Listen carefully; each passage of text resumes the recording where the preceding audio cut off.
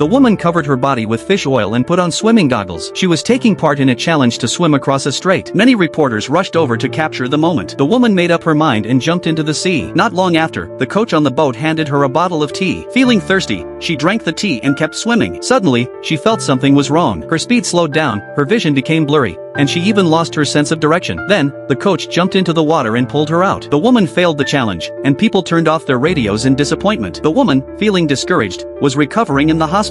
Suddenly, her father, who had never supported her, showed up. He apologized to her and brought her sister along. They decided to support the woman and stay by her side. At that moment, a man walked over. He was the first man to successfully complete the challenge. He thought the woman had done well, so he was confused about her failure. The woman remembered the tea the coach had given her. After drinking it, she had stomach pain and then felt dizzy. It turned out the coach was assigned to her by the organizers. He didn't believe in her and had only allowed her to eat fruit during training. He carried seasickness pills that caused drowsiness, so he must have drugged her to stop her. The woman wanted to expose the coach, but no one would believe a loser, so she decided to try again. On the way back, the woman secretly ran out of the boat. Without telling anyone, they returned to the starting point and decided to attempt the challenge again in 3 days. Meanwhile, her sister noticed the woman's swimsuit created too much drag, so she quickly made a new one. The man helped the woman study the route. 3 days later, the people on the boat realized the woman was missing. When they rushed to the starting point, the woman had already jumped back into the sea. Reporters chased after her on their boats. Her sister angrily scolded them, but it didn't work. The man then fired a warning shot, which finally allowed the woman to continue smoothly. Suddenly, they noticed a large group of jellyfish ahead in the water, and there was no way to avoid them. The woman took a deep breath and swam through them. The jellyfish stings made her scream in pain,